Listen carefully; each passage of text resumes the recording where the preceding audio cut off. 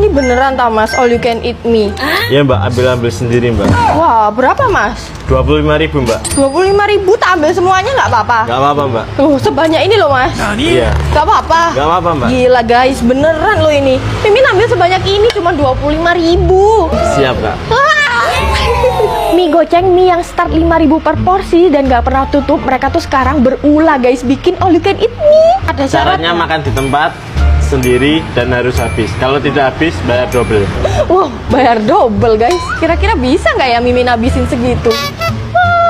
Gercep banget guys, mie yang Mimin ambil tadi langsung dimasak sama masnya. Ini porsi yang Mimin tadi ambil sendiri guys, gede banget. Dan ini yang versi double. Dan ayamnya pun melimpah loh guys. Aduh duh, berat banget. Ini berapa kilo ya? Gila. Gimana makannya guys? Kalau kalian mikir ini rasanya hambar dan asin, salah besar guys. Dia tuh oily banget dan aromatik. Nah ini Mimin juga pesen best seller mereka, mie chili oil katsu. Tapi ini yang versi double guys. Kalian lihat sendiri tuh, katsunya tuh tebel dan tekstur minyak kenyal. Nggak cuman murah-murahan guys, dia tuh juga enak. Minyak bawangnya berasa dan seasoningnya berani. Usut punya usut, ternyata chef di sini tuh mantan pegawai bakmi GM. Pantesan. Terus outletnya estetik banget dan cabangnya banyak. Jus merapat. Guys, nemuin snack yang unik banget. Jadi ini tuh atasnya snack dan bawahnya langsung minumannya guys.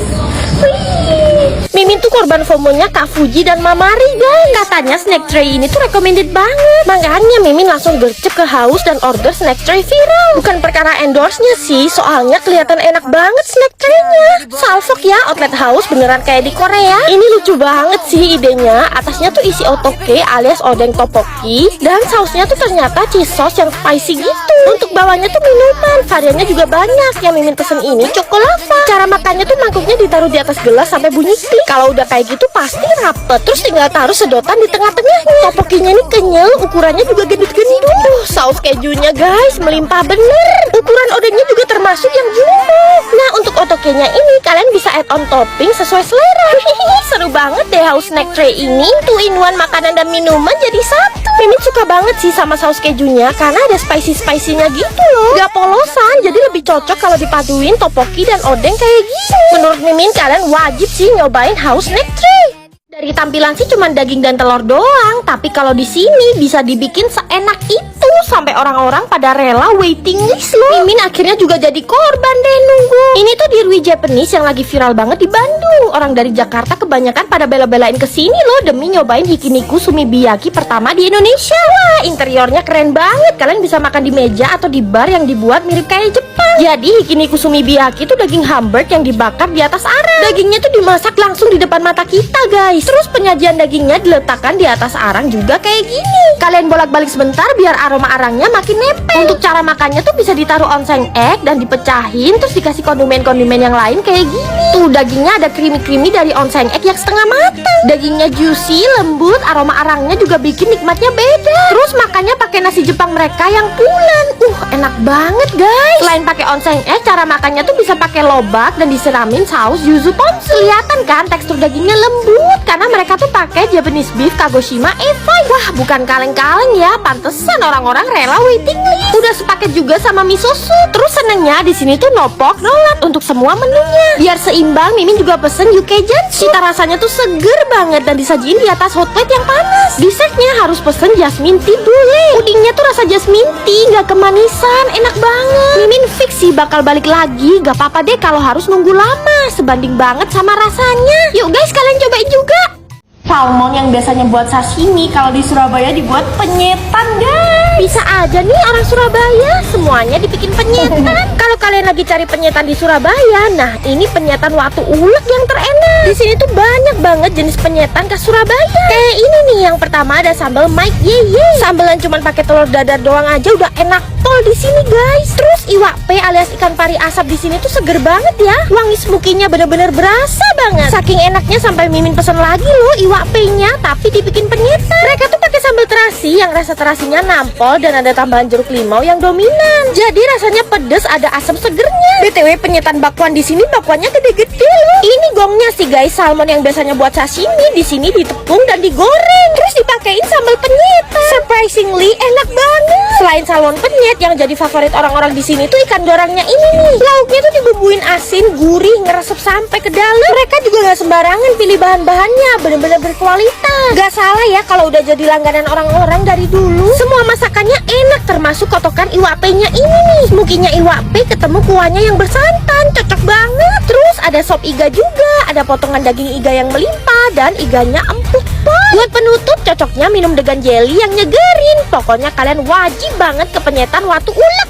Diklaim jadi bebek goreng pinggiran termahal. Satu potong ini harganya 50.000 guys. Menurut Mimin sah-sah aja, soalnya bebeknya segede ini. Bebek ini tuh lokasinya di Salatiga, namanya bebek goreng ABC Haja Sumiati. Ikon kulinernya kota Salatiga tuh ya bebek goreng ini. Udah legendaris banget lah. Walaupun digunjing harganya mahal, tapi kalian lihat dulu deh, bebek pahanya aja segede itu guys. Terus selain bebek di sini juga ada ayam dan aneka jeroan sapi yang pastinya juga digoreng. Mimin belum apa-apa aja udah ngiler banget, apalagi sambelnya tuh pakai sambal terasi. Sambelnya pun diulek dadakan guys sama ibunya. Tapi lihat deh, bebeknya tuh disajiin di dalam mangkok gitu, unik ya. Terus lumurin sambal terasi di atasnya. Wah gila sih, sejumbo ini loh guys bebeknya. Menurut Mimin cocok sih dihargain 50.000. Ini tuh kayak bebek kampung gitu guys, bukan bebek ternak. Jadi seratnya gede-gede dan sambal terasinya mantep pol. Tadi Mimin juga pesen jeroan sapinya guys. Ada usus dan babat yang selebar ini. Mana masih hitam lagi, favorit Mimin. Gak bau perengus, bumbu gurihnya beneran ngeresep sampai ke dalam. Terus lihat deh, ususnya dikasih sepanjang ini guys. Oh iya, kalau kesini wajib pesen petenya guys, gendut-gendut kayak gini loh. Makanya dipaduin sambal terasi, melenus-melenus guys petenya. Kalau ke kota Salatiga gak boleh kelewat kulineran di sini. Wah, ada mas-mas gondrong tampilannya serem lagi goreng jeroan sapi. Tapi jeroan sebanyak ini sih bukan lagi digoreng ya, tapi direndam minyak. Ini tuh nasi babat Cak Yasin. Walaupun lagi hujan deras, Mimin bela-belain deh makan di tendaan mereka. Karena pesenannya selalu rame, jadi sekali goreng jeroannya langsung ditumplek-blek seember ke wajan full minyak. Kalau cara goreng jeroan di Surabaya tuh emang kayak gini guys, kayak direndam minyak gitu, jadi nggak sampai kering. Kalau Mimin sih auto ngeces ya, walaupun resiko kolesterol. Yang Mimin notice, jeroannya Cak Yasin tuh potongannya lebih gede-gede dari nasi babat yang lain. Kenapa ya babat yang masih hitam tuh rasanya enak banget. Bumbu jeroannya tuh asin, gurih, dan sambalnya pakai sambal mentah, jadi pedesnya nggak ada ampun. Dan pasti orang Surabaya tuh kalau ngolah jeroan nggak bau perengus atau amis. Tuh kan ususnya tuh gendut-gendut kayak gini loh guys, dan masih ada isinya, jadi lebih gurih. Ya ampun, asli deh nikmat pol-polan. Kalian wajib cobain. Bapau yang bisa muncrat, Chinese food yang dimasak sampai kebakaran. Gak nyangka kalau yang bikin semua ini tuh Chinese Muslim. Namanya aja Haji Wong. Salfok gak sih, tempatnya tuh kayak kopi tiam yang homey gitu. Chinese food di sini tuh banyak macemnya. Terus alhamdulillahnya no pork, no lard, no angciu, jadi dijamin halal. Buat teman-teman Mimin yang Muslim jadi gak perlu khawatir lagi deh. Yang pertama ada kue tiaw goreng sapi. Kalau kalian bisa nyium aromanya, ini tuh bener-bener smoky banget loh. Karena di Bandung wajib pesen yamin asin. Minyak tuh kecil-kecil, kenyal, dan wangi banget bumbunya. Udah lengkap sama bakso dan pangsit rebus yang berdaging banget. Yang ini nasi siram ayam tepung. Cita rasanya super comforting karena kuahnya pakai kolagen yang gurih. Pokoknya ya semua Chinese food di sini tuh dibuat kayak cita rasa rumahan guys. Nasi hainannya juga wangi, jahenya berasa, ayam rebusnya pun lembut, gak amis sama sekali. Resepnya tuh jadul, berasa kayak dibuatin oma opa kita. Terus masih ada ayam tepung saus telur asin yang legit. Untuk dessertnya kalian bisa pesen mipan yang kenyal-kenyal. Varian dimsumnya juga cukup lengkap guys. Yang menarik tuh bakpao telur asinnya tuh sampai bisa muncrat kayak gini. Karena bukannya dari pagi, buat menu sarapan kalian bisa makan dimsum atau cheese toast pakai telur yang lumer kayak gini. Buat minumnya ada yang seger-seger kayak es lidah buaya. Tapi Mimin paling suka sama kopi Haji Wongnya. Alhamdulillah, yuk guys kalian serbu sekarang juga Haji Wong. Satunya bakmi tendaan yang paling rame di Bandung guys. Dan ini tuh buka bukanya sampai subuh. Namanya bakmi Ferry dan sekali masak tuh bisa untuk 1 RT guys. Dan uniknya meskipun tendaan udah dapat sertifikat halal MUI. Semakin malam menuju subuh biasanya malah makin rame guys. Sekali masak bisa segini banyaknya guys mangkoknya. Tapi meskipun pesenannya banyak, kita tuh nggak perlu antri lama guys, karena cepet banget pelayanannya. Ini bakminya homemade ya guys, dibuat sendiri sama AA-nya. Bentuknya panjang, kecil-kecil dan teksturnya tuh bagus. Salvo gak sih ngaduk minyak kenapa barengan gitu sih, kayak balapan. Nasi topping ayamnya juga nggak pelit. Mereka tuh spesialisnya yamin manis rica guys. Tuh lihat deh ricanya. Menggiurkan.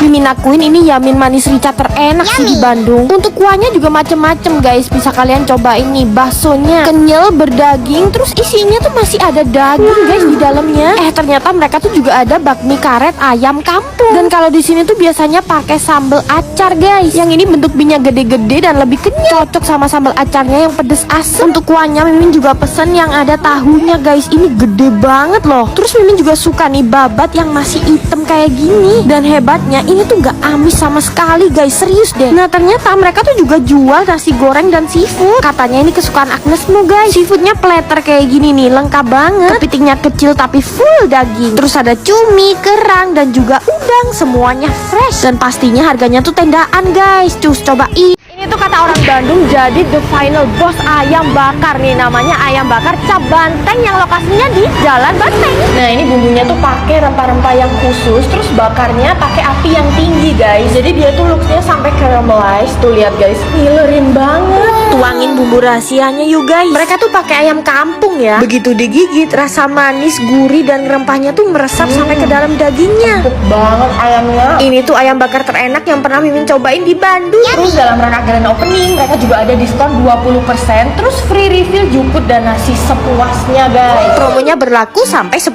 Juni nanti. Yuk makan ayam goreng pakein kremesan, sambal dan jukut yang banyak. Masya Allah tabarakallah, ini tuh nikmat banget. Kirain cuma ayam bakarnya yang enak, ternyata ayam gorengnya juga ngenah pisan. Mimin yakin ini bakalan jadi future legend. Mimin juga appreciate sama sop ayamnya, ini ngaldu banget. Ini ayam kukus guys, tapi dibumbuin mercon. Yang kayak gini tuh cuma ada di ayam bakar Cap Banteng. Lada pisan tapi tetap menyehatkan. Ini nggak ada di tempat lain guys. Tumis bunga bawang, makan bareng ayam gorengnya.